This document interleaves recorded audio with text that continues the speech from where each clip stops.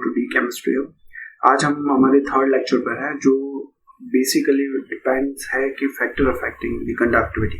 देखिए हमारा जो पहला पोर्शन था जो हमने इंट्रोडक्शन पार्ट लिया था इलेक्ट्रोकेमिस्ट्री का, उसमें हमने इलेक्ट्रोकेमिस्ट्री को 4 पार्ट में डिवाइड किया था। फर्स्ट पार्ट जो हमारा है वो आज खत्म होने जा रहा है, उसके लास्ट पोर्शन पर है फैक्टर अफेक्टिंग कंडक्टिविटी। पहला जो पोर्शन था अपना कंडक्टिविटी का पार्ट 1, अगर आपने नहीं देखे तो हमारे प्रीवियस वीडियोस देख सकते हैं। लेसन नंबर 1 में मैंने वो कवर किया है, लेसन नंबर 2 में न्यूमेरिकल्स हमने किए थे, लेसन नंबर 3 जो है वो फैक्टर अफेक्टिंग का है, जिसमें सबसे मेन हम जो पढ़ेंगे वो है कॉलराश लॉ, जो हमने लास्ट टॉपिक रहेगा आज। चलिए स्टार्ट करते हैं। जो अपना पहला टॉपिक है factor influencing the conductivity of electrolytes. Electrolyte की कंडक्टिविटी को कितने फैक्टर अफेक्ट कर सकते हैं, मेनली जो है वो उसमें से हम जो मेन है वो देखेंगे। सबसे पहला जो अपना है वो इंटर आयनिक इंटरेक्शन फोर्स, जिसे ट्रिपल आई फोर्स भी कहते हैं।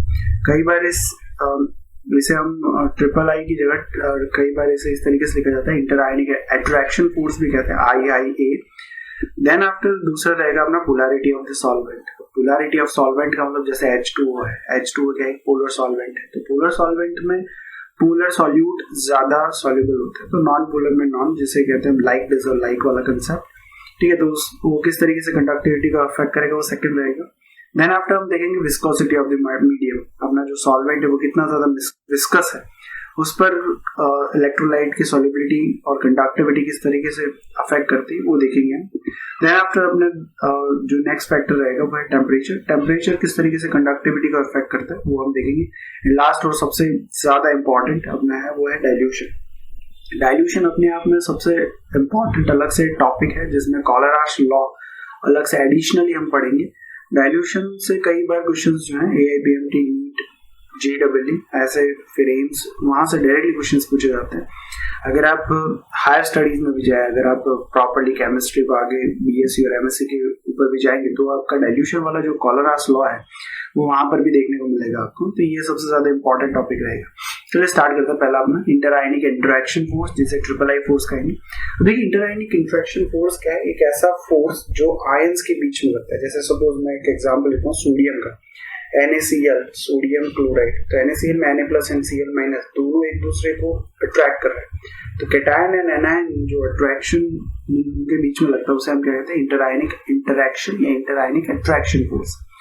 अगर ट्रिपल आई फोर्स जो है वो बढ़ा रहा हूं मैं, तो इसका मतलब क्या अट्रैक्शन बढ़ रहा है, और अट्रैक्शन बढ़ेगा तो मोबिलिटी जो है आयंस के बीच की, मोबिलिटी का मतलब वो कितना ज्यादा मोशन करना है सॉल्यूशन में, वो मोशन जो है वो कम होगा, और अगर मोशन कम होता है तो कंडक्टिविटी भी क्या होगी, कम होगी। तो ये पहला फैक्टर है अपना कि इंटर आयनिक इंटरेक्शन फोर्स किस तरीके से अफेक्ट करता है, आप इसे शॉर्ट में नोट डाउन कर सकते हैं।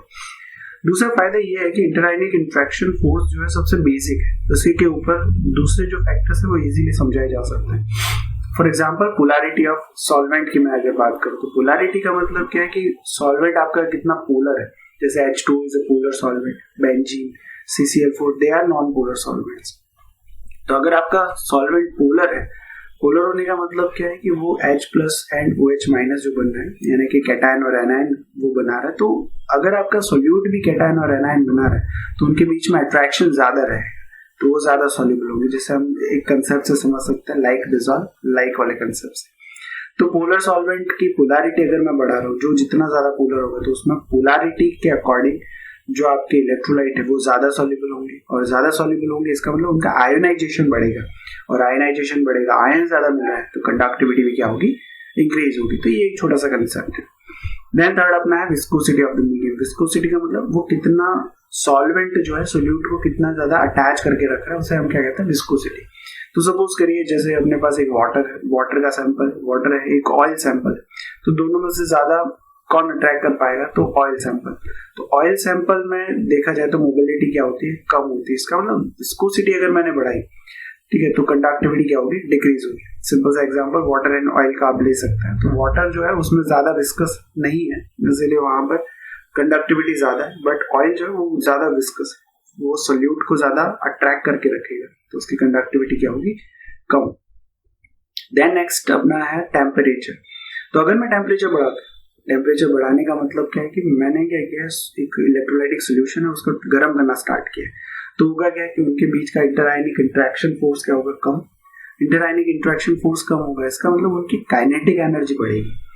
कैटायन और एनायन उसी सॉल्यूशन में मोशन करना स्टार्ट करेंगे। तो मोशन करना जब भी कभी स्टार्ट करेंगे तो वहां पर आपको क्या देखने को मिलेगा, काइनेटिक एनर्जी में इंक्रीमेंट देखने को मिलेगा। काइनेटिक एनर्जी जब भी कभी बढ़ती है तो कंडक्टिविटी हमेशा बढ़ेगी।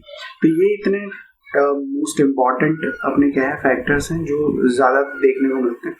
इनके अलावा जो सबसे ज्यादा इम्पोर्टेंट है अपना वो है डाइल्यूशन।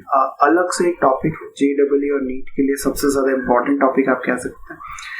अपना जो पहला पोर्शन हम पार्ट 1 जो पढ़ रहे हैं कंडक्टेंस वाला, उसका लास्ट टॉपिक है डाइल्यूशन वाला।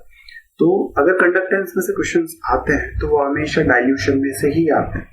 जैसे मैंने कहा कि प्रीवियस ईयर्स में जो हमने लास्ट वीडियो में क्वेश्चंस देखे थे कंडक्टेंस वाले, तो वहां पर प्रीवियस ईयर्स में से क्वेश्चन नहीं थे।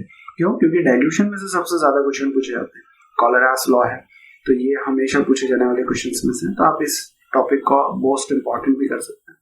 तो डाइल्यूशन का मतलब क्या है? जैसे मेरे पास शुगर सॉल्यूशन है, शुगर सॉल्यूशन में मैंने क्या किया, थोड़ा सा वाटर ऐड कर दिया, तो हो सकता है उसकी कंसंट्रेशन क्या हो जाए, कम। यानी सॉल्वेंट को ऐड करना ही क्या है, डाइल्यूशन। तो मैंने अगर डाइल्यूशन बढ़ाया तो डाइल्यूशन बढ़ाने से क्या होगा कि उसके ट्रिपल आई फोर्सेस, इंटरआयनिक इंट्रैक्शन या इंटरआयनिक अट्रैक्शन फोर्स जो है वो क्या हो जाएगा, कम। इंटरआयनिक इंट्रैक्शन फोर्स जो है वो कम होगा तो कंडक्टिविटी हमेशा क्या होती है, इंक्रीज होती है। ये नाउ कॉमन सा कंसेप्ट है। अब देखिए इलेक्ट्रोलाइट जो है हमारे पास दो टाइप के इलेक्ट्रोलाइट्स होते हैं, एक होता है वीक इलेक्ट्रोलाइट और एक होता है स्ट्रॉन्ग इलेक्ट्रोलाइट, जो हमने प्रीवियसली लेक्चर्स में देखे। अगर आपने मिस किया है तो हमारा लेक्चर नंबर 1 इलेक्ट्रोकेमिस्ट्री का आप देख सकते हो, उसमें मैंने ब्रीफली इसे समझाया। तो अगर वीक इलेक्ट्रोलाइट है तो वीक इलेक्ट्रोलाइट क्या होता है, जो अपने 100% आयनाइजेशन नहीं देते। तो वीक इलेक्ट्रोलाइट में क्या होगा कि आप जैसे ही उसे डाइल्यूट करना जाएंगे तो उनका ट्रिपल आई फोर्स जो है, ट्रिपल आई फोर्स का मतलब इंटरआयनिक इंट्रैक्शन फोर्स जो है वो कम होना स्टार्ट हो जाएगा। इंटरआयनिक इंट्रैक्शन फोर्स कम होगा तो कंडक्टिविटी बढ़ेगी। बट वीक इलेक्ट्रोलाइट के केस में एक और चीज जो है वो बढ़ती है, जिसे हम कहते हैं डिसोसिएशन, अमाउंट ऑफ डिसोसिएशन है। वीक इलेक्ट्रोलाइट्स क्या होता है, जो 100% आयनाइज नहीं हो रहे। अगर वो 100% आयनाइज नहीं हो रहे, इसका मतलब 30%, 40%, 50% ऐसा आयनाइज हो रहे, तो जितने परसेंट वो आयनाइज हो रहे हैं डाइल्यूशन के साथ साथ उनका परसेंटेज बढ़ता जाएगा। 30 का 40%, 50%, 60%, इस तरीके से वो आयनाइज होना स्टार्ट हो जाएंगे। तो हम कह सकते हैं कि वीक इलेक्ट्रोलाइट के केस में दो फैक्टर अफेक्ट करेंगे, triple I force and alpha दोनों। तो स्ट्रॉन्ग इलेक्ट्रोलाइट के केस में सिर्फ और सिर्फ एक फैक्टर अफेक्ट करता है, that is triple I force, interionic interaction force. तो वो क्या होता है, डिक्रीज होता है। तो इन शॉर्ट आप इसे ऐसे कह सकते हैं कि conductivity of weak electrolyte increase हो रही है और conductivity of strong electrolyte increase हो रही है, बोथ इंक्रीज हो रहा है। पर दोनों में से किसका ज्यादा बढ़ेगा, अगर ये क्वेश्चन पूछा जाए आप, तो हम कह सकते हैं कि दोनों में से वीक इलेक्ट्रोलाइट का ज्यादा बढ़ेगा। क्यों? क्योंकि वीक इलेक्ट्रोलाइट को दो फैक्टर अफेक्ट कर रहे हैं, ट्रिपल आई फोर्स घट भी रहा है और अल्फा बढ़ भी रहा है। तो आप ऐसा कह सकते हैं कि यहाँ पर वीक इलेक्ट्रोलाइट की कंडक्टिविटी में इंक्रीमेंट ज्यादा होगा। फिर lambda M and lambda equivalent की बात करें तो दोनों में से दोनों ही क्या होंगे, बढ़ेंगे। क्यों? डाइल्यूशन बढ़ाने के साथ साथ मोशन अगर बढ़ता है तो कंडक्टिविटी बढ़ती है। ठीक है, चलिए अपना नेक्स्ट टॉपिक जो है वो डाइल्यूशन में थोड़ा सा आगे बढ़ता है।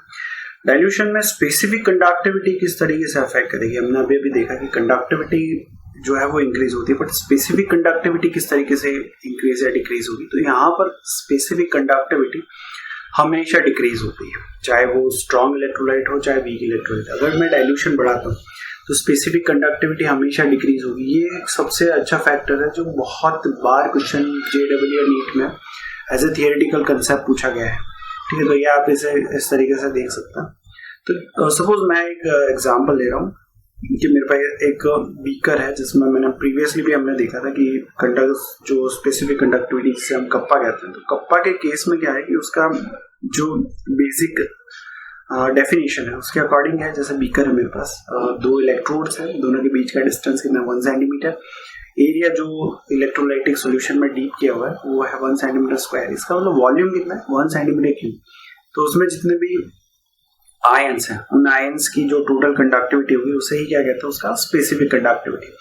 अब उस केस में आयंस जैसे मैं डाइल्यूशन करूंगा तो डाइल्यूशन करने पर क्या होगा कि इंटरआयनिक इंट्रैक्शन फोर्स कम हो रहा है। इंटरआयनिक इंट्रैक्शन फोर्स कम होगा तो आयंस के बीच का अट्रैक्शन कम है, तो इसका मतलब वो मोशन करेंगे, और वो मोशन करेंगे तो उससे और क्या इफेक्ट होगा कि उनकी काइनेटिक एनर्जी बढ़ेगी। काइनेटिक एनर्जी बढ़ेगी तो एक पर्टिकुलर वॉल्यूम में जितने नंबर ऑफ आयंस पहले थे वो क्या हो जाएंगे, कम।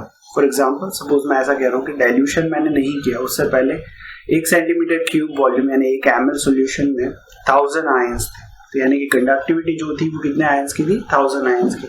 तो kappa is the conductivity of 1000 ion. But जैसे ही मैंने उसे डाइल्यूट किया, डाइल्यूट करने पर होगा क्या कि उनके बीच का इंटरेक्शन फोर्स क्या हो गया, कम।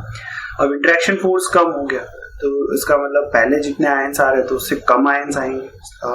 1000 पहले थे, अब हो सकता है कि 1000 ना हो, 750 हो सकता है, 600 हो सकता है 250 हो, कुछ भी हो सकते हैं, पर होंगे कितने, कम होंगे। तो मैं ऐसा मान के चलता हूँ कि अब 1 सेंटीमीटर क्यूब वॉल्यूम जो है उसमें कितने आ रहे हैं, 250 आयंस आ रहे हैं। तो 250 आयंस की कंडक्टिविटी होगी जो भी होगी वो, तो अब कंडक्टिविटी जो है वो कम हो जाएगी। क्यों? क्योंकि नंबर ऑफ आयंस कम हो गए। चलिए अब मैं ऐसा मानता हूँ कि भाई जो पहले कंडक्टिविटी थी वो स्पेसिफिक कंडक्टिविटी कप्पा 1 थी और दूसरी कंडक्टिविटी क्या है, कप्पा 2।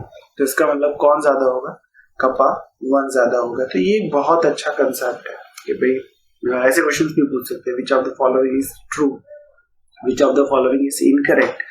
ऐसे जब क्वेश्चन आते हैं तो उसमें ये आपको पूछा जा सकता है, जिसे हम कहते हैं क्या, स्टेटमेंट वाइज क्वेश्चंस, जो JEE और नीट के लिए सबसे ज्यादा इंपॉर्टेंट कंसेप्ट रह जाता है। ये आपके NCERT की बुक में ऐसा कैसा लिखा है, कई बार इसमें से ऐसे की ऐसी लाइंस उठा के पूछी गई है, ठीक है। तो आप इसे अलग से आपके पैराग्राफ में नोट आउट कर सकते हैं कि भाई डाइल्यूशन बड़ा हो गया तो कप्पा की वैल्यू क्या होती है, डिक्रीज होती जाएगी। ये बहुत इंपॉर्टेंट कंसेप्ट है। चलिए आगे चलते हैं। तो variation of lambda equivalent and lambda M for of a solution with concentration. Concentration के साथ किस तरीके से डिक्रीमेंट या इंक्रीमेंट होता है उसे 2 तरीके से हम समझ सकते हैं। हमारा जो इलेक्ट्रोलाइट्स हैं 2 टाइप के हैं, strong electrolytes and weak electrolytes. दोनों के ही केस में डी बाई हक्केलॉन से अगर इक्वेशन लगती है, बट सबसे पहले ये किसके लिए दी गई थी, स्ट्रॉन्ग इलेक्ट्रोलाइट्स के लिए, और वीक इलेक्ट्रोलाइट्स के लिए हम कॉलरास लॉ देखेंगे। तो इक्वेशन क्या थी, उन्होंने जो था एक ग्राफ बनाया था, लैम्बडा इक्विवेलेंट और कंसंट्रेशन के बीच का ग्राफ था। जो इक्वेशन थी वो ऐसी थी, y is equals to c minus mx। ये इक्वेशन के अकॉर्डिंग उन्होंने ग्राफ बनाया था। ग्राफ था जो लैम्बडा इक्विवेलेंट या लैम्बडा जो मोलर कंडक्टिविटी या इक्विवेलेंट कंडक्टिविटी एंड कंसंट्रेशन का ग्राफ था। y एक्सिस पर उन्होंने इक्विवेलेंट कंडक्टिविटी ली, x एक्सिस पर कंसंट्रेशन। डाइल्यूशन अगर मैं करूंगा तो कंसंट्रेशन क्या होती जाएगी, कम होती जाएगी। इसका मतलब ग्राफ जो है वो आपका राइट से लेफ्ट साइड जाएगा। अब देखिए मैं स्ट्रॉन्ग इलेक्ट्रोलाइट का एक एग्जांपल लेता हूँ KCl, और वीक इलेक्ट्रोलाइट का एक एग्जांपल मैंने लिया है एसिटिक एसिड। दोनों ही केस में कंडक्टिविटी किस तरीके से चेंज होती है वो हम देखेंगे। तो स्ट्रॉन्ग इलेक्ट्रोलाइट के केस में एक फैक्टर अफेक्ट करता है जिसे हम कहते हैं ट्रिपल आई फोर्स। तो जैसे जैसे मैं कंडक्टिविटी डाइल्यूशन बढ़ाऊंगा, इसका मतलब कंसंट्रेशन क्या होगा, डिक्रीज। कंसंट्रेशन डिक्रीज होगा तो ग्राफ जो है वो कुछ इस तरीके से जाएगा, जिसमें क्या है, कंसंट्रेशन डिक्रीज होने के साथ आपका कंडक्टेंस जो है वो बढ़ता जाएगा, मोलर कंडक्टेंस।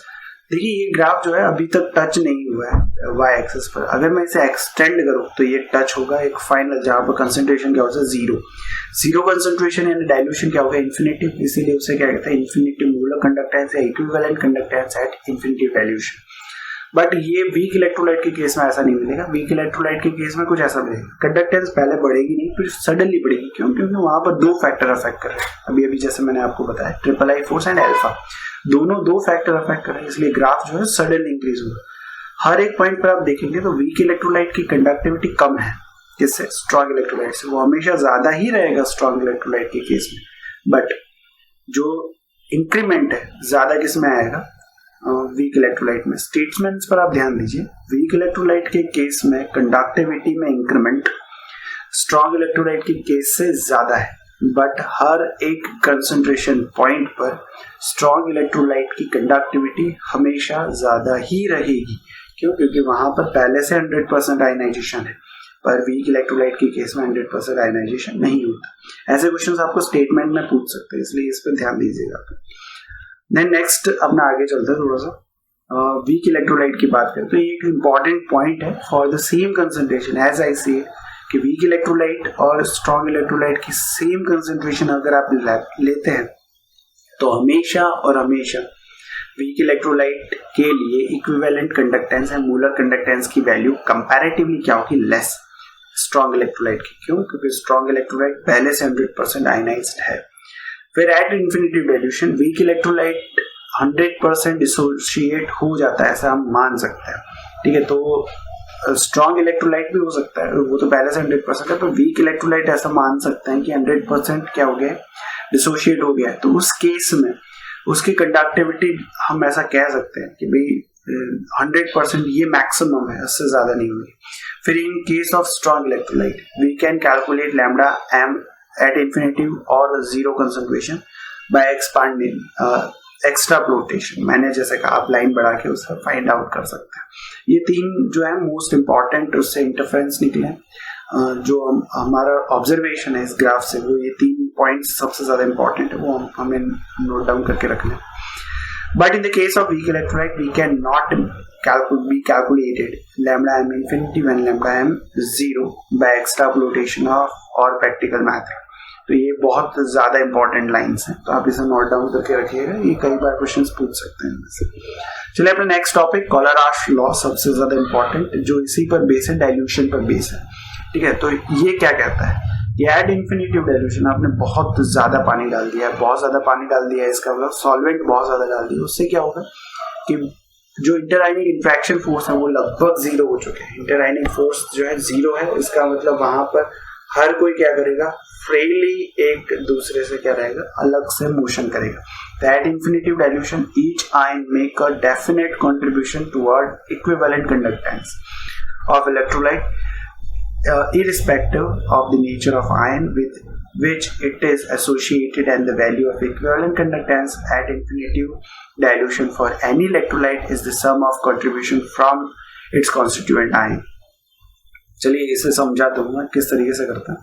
तो देखिए कैटायन और एनायन जो है दोनों, जैसे कोई इलेक्ट्रोलाइट मैं लेता हूँ तो वो क्या होगा, डिसोशिएट होगा। तो डिसोशिएट होने के बाद वो कैटायन और एनायन बनेगा। तो ये कहना ऐसा चाहता है कॉलरास कि एट इन्फिनिटी डाइल्यूशन उनके बीच में कोई अट्रैक्शन फोर्स नहीं है। तो कैटायन की कंडक्टिविटी और एनायन की कंडक्टिविटी दोनों इंडिपेंडेंट है, एक दूसरे को कोई इफेक्ट नहीं कर रहा, और दोनों की इक्विवेलेंट कंडक्टिविटी का एडिशन अगर मैं करूं तो वो उसके इक्वल होगा कि भाई मॉलिक्यूल की एक्चुअल इक्विवेलेंट कंडक्टिविटी कितनी है। तो ये आपको याद रखना है। ये 2010 AIBMT में डायरेक्टली मेंस में डायरेक्टली ये स्टेटमेंट पूछा गया था और इसी पर बेस एक क्वेश्चन था, ठीक है, इसी स्टेटमेंट के बेस पर। तो ये बहुत ज्यादा इंपॉर्टेंट हो जाता है। तो एट इन्फिनिटी डाइल्यूशन हम मोलर कंडक्टिविटी के केस में क्या होता है, देखिए इक्विवेलेंट कंडक्टिविटी डायरेक्टली ऐड कर सकते हैं, पर मोलर कंडक्टिविटी में क्या होगा कि आपको उसके मोल से मल्टीप्लिकेशन करना होगा। बट अगर एक ही जैसे मोल्स हैं तो आप डायरेक्टली ऐड कर सकते हैं। एग्जांपल्स लेंगे हम, उससे ज्यादा आपको समझ में आएगा। जैसे एक एग्जांपल है मेरे पास AX/BY, इसका मतलब A के कितने मोल्स हैं X और B के कितने मोल्स हैं Y। तो आपको मोलर कंडक्टिविटी अगर A और B की दे रखी है तो A की मोलर कंडक्टिविटी को X से मल्टीप्लाई करना पड़ेगा और B की कंडक्टिविटी को Y से मल्टीप्लाई करना पड़ेगा। क्यों? क्योंकि मोल्स आपको दे रखे हैं, पर इक्विवेलेंट कंडक्टिविटी डायरेक्टली ऐड होती है। ये कंफ्यूजन्स हमेशा क्रिएट होते हैं क्योंकि बुक में भी कहीं पर मोलर कंडक्टिविटी और इक्विवेलेंट कंडक्टिविटी को डिफाइन नहीं किया गया। बट ये क्वेश्चन जब AIBMT में पूछा गया था तो इक्विवेलेंट कंडक्टिविटी था, तो डायरेक्टली जो है आप ऐड करके ला सकते हैं। ये जो क्वेश्चन है अभी देखेंगे कौन सा क्वेश्चन उसमें से डायरेक्टली पूछा गया था। तो कॉलरास लॉ को एग्जांपल्स हम लेते हैं, जैसे NaCl है सपोज, तो NaCl की इक्विवेलेंट कंडक्टिविटी जो है Na+Cl- दोनों को ऐड करने पर डायरेक्टली मिलेगी। और मोलर कंडक्टिविटी के केस में थोड़ा वो भी सेम ही रहेगा। अब BaCl2 जो है वहां पर है क्या, इक्विवेलेंट कंडक्टिविटी डायरेक्टली आ जाएगी, बट मोलर कंडक्टिविटी के केस में आपको क्लोरीन की मोलर कंडक्टिविटी को 2 से मल्टीप्लाई करना पड़ेगा। इसके रीजंस क्या है, क्योंकि जब आप रिएक्शंस लिखते हैं BaCl2 की तो क्लोरीन के कितने मोल मिल रहे हैं आपको डिसोसिएशन के बाद 2 मोल्स, इसलिए मोलर कंडक्टिविटी में उसे 2 से मल्टीप्लाई करना कंपल्शन है। तो जो ये पोर्शन है इसी पर बेस एक क्वेश्चन जो AIBMT में पूछा गया था 2010 में, वो Al2SO4 थ्राइस का क्वेश्चन था कि which of the following expression correctly represent the equivalent conductance. Again ध्यान दीजिएगा यहाँ पर जो पूछा गया दैट इज इक्विवेलेंट कंडक्टेंस, ठीक है। ये जो इंपॉर्टेंट पोर्शन क्या है, इक्विवेलेंट कंडक्टेंस के बारे में बात की गई है यहाँ पर, ठीक है। ये सबसे ज्यादा इंपॉर्टेंट पॉइंट है, तो आपको इस पर ध्यान देना है। तो equivalent conductance at infinity dilution of Al2SO4 thrice, तो गिवन दैट लैम्डा जीरो, जो नॉट यानी कि इन्फिनिटिव डाइल्यूशन या zero concentration Al+3 and SO4 are the equivalent conductance, again they are the equivalent conductance respectively, ठीक है। तो option जो थे आपके कुछ इस तरीके से थे, पहला और दूसरा, थर्ड एंड फोर्थ ऑप्शन कुछ इस तरीके से थे, ठीक है। अब देखिए यहाँ पर जो पहला ऑप्शन अगर मैं देखूँ तो वो हमें सर करेक्ट लगता है, ये एल्यूमिनियम के 2 मोल है, SO4 के 3 मोल्स हैं, तो डायरेक्टली ये आंसर जाना चाहिए। पर ध्यान से मैंने जैसे कहा ये इक्विवेलेंट कंडक्टेंस की बातें थी, तो यहाँ पर आपका जो आंसर जाएगा इक्विवेलेंट कंडक्टेंस को ध्यान में रखते हुए जाएगा, इसलिए आंसर क्या जाएगा बी, डायरेक्टली बी आंसर जाएगा। क्यों? क्योंकि डायरेक्टली इक्विवेलेंट कंडक्टेंस ही दे रखी है और आपको पूछा भी इक्विवेलेंट कंडक्टेंस दिया गया है, तो इक्विवेलेंट कंडक्टेंस को डायरेक्टली ऐड करने से क्या मिलता है, मॉलिक्यूल की इक्विवेलेंट कंडक्टिविटी। तो ये एक इम्पॉर्टेंट कंसेप्ट है जो आपका मिस हो सकता है, इसीलिए उसे अंडरलाइन करके रखिएगा। चलिए मैं नेक्स्ट टॉपिक स्टार्ट करता हूँ, जो है एप्लीकेशन ऑफ कॉलरास लॉ। कॉलरास लॉ ऐसा कहता है कि अगर आपके पास इन्फिनिटिव डाइल्यूशन है तो एट इन्फिनिटिव डाइल्यूशन आपका जो मॉलिक्यूल है उसकी कंडक्टिविटी उसके आयंस पर डिपेंड करेगी, ठीक है। तो इसकी एप्लीकेशंस को आगे हम पढ़ेंगे। अब एप्लीकेशंस जो कॉलरास की है वो बहुत ज़्यादा इंपॉर्टेंट है। अगर आप JEE नीट के पॉइंट ऑफ व्यू से देखें तो इसके एप्लीकेशन से क्वेश्चन आने की चांसेस रहते हैं, हर बार नहीं पर मोस्टली ऐसा देखा गया है कि एप्लीकेशन में से क्वेश्चन कई बार पूछे गए। तो जैसे पहली एप्लीकेशन है calculation of degree of dissociation, जिसे हम अल्फा कहेंगे। वीक इलेक्ट्रोलाइट के केस में क्या है कि 100% डिसोशिएट नहीं होता, तो उस केस में हम क्या फाइंड करते हैं, डिग्री ऑफ डिसोसिएशन, जो आयनिक इक्विलिब्रियम में सिखाया जाता है, एंड डिसोसिएशन कांस्टेंट, जिसे हम क्या कहेंगे कि equilibrium of weak electrolyte. Let at concentration C molar conductivity कितनी है, λmc है, और एट इंफिनिटिव डाइल्यूशन उसकी जो कंडक्टिविटी है उसे हम क्या मान दिया, λm इंफिनिटिव। तो इन दोनों को किस तरीके से हम अल्फा फाइंड करते हैं, तो इसे कॉलरास के लॉ के अकॉर्डिंग फाइंड आउट किया जा सकता है। तो alpha is equal to the ratio of concentration λm at C concentration and λm at infinity concentration, तो इन दोनों के रेशियो को ही हम क्या कहते हैं, अल्फा कहते हैं। अब ये किस तरीके से फाइंड किया जाता है, तो जैसे हम एक एग्जांपल है HB जो डिसोशिएट होता है B minus and H plus पर, अगर T is equal to time 0 यानी स्टार्ट भी नहीं हुआ, तो मैं मानता हूँ कि HB की कंसंट्रेशन C थी और B माइनस की 0 एंड H प्लस की भी 0, क्योंकि रिएक्शन स्टार्ट नहीं तो प्रोडक्ट बनेगा नहीं। तो after some time T C में से कुछ डिसोशिएट हुआ, उसका अल्फा परसेंटेज, तो C माइनस C अल्फा। तो according to stoichiometry 1 mole of HB will give 1 mole of B minus and 1 mole of H plus. That is why we will get C alpha of B minus and C alpha of H plus. ठीक है, क्योंकि stoichiometry के according मिलेगा। तो C के according अगर मैं equilibrium constant लिखूं तो K इक्विलिब्रियम कितना आएगा, C alpha square divide by 1 minus alpha, that is Ostwald law. तो इस तरीके से अगर आपके पास अल्फा आ गया तो अल्फा की वैल्यू यहाँ पुट कीजिए तो K इक्विलिब्रियम भी आ जाएगी। ये इसकी फर्स्ट एप्लीकेशन है। फिर इसकी एप्लीकेशन नंबर 2, जिसमें हम क्या करेंगे, calculate the solubility of sparingly soluble salt and their KSP। ये अपनी सब सेकंड और लास्ट एप्लीकेशन है कॉलरास लॉ की, जो एक आल्सो एन इंपॉर्टेंट पार्ट। ठीक है, तो अगर सैचुरेटेड सॉल्यूशन हमारे पास है, इन्फिनिटिव डाइल्यूशन पर हम ले रहे हैं, ठीक है, तो उस केस में क्या होगा, जैसे AgCl का एग्जांपल हो, तो AgCl gives Ag plus and Cl minus, तो उस केस में lambda molar conductance of AgCl is equals to molar conductance of Ag plus, अच्छा यहाँ पे equivalent conductance है, वहाँ molar conductance है, molar conductance of Ag plus plus molar conductance of Cl minus। तो उसके अकॉर्डिंग हम फॉर्मूला लगाए तो lambda m at infinity dilution of AgCl is equals to kappa into 1000 by m, और सिर्फ आपको कुछ नहीं करना, मोलारिटी को रिप्लेस करना है किससे, सॉल्युबिलिटी से। और सॉल्युबिलिटी क्या होती है AgCl के केस में, इन case of AgCl KSP is equals to solubility का स्क्वायर। ठीक है, तो आपके पास लैम्डा m 0 अगर आपके पास है, कप्पा आपके पास है, तो आप सॉल्युबिलिटी फाइंड कर सकते हैं, और सॉल्युबिलिटी फाइंड करने के बाद KSP फाइंड किया जा सकता है। ये वाला कंसेप्ट आपको आयनिक इक्विलिब्रियम में देखने को मिलेगा। ठीक है, तो इस तरीके से ये पूरा अपना टॉपिक था। फर्स्ट पार्ट जो है इलेक्ट्रोकेमिस्ट्री का हम आज फिनिश कर रहे हैं। इसके जो भी क्वेश्चंस हैं वो हमने डिस्कशन किए थे। अब नेक्स्ट वीडियो में हम स्टार्ट करेंगे part 2, potential, galvanic cell and all this.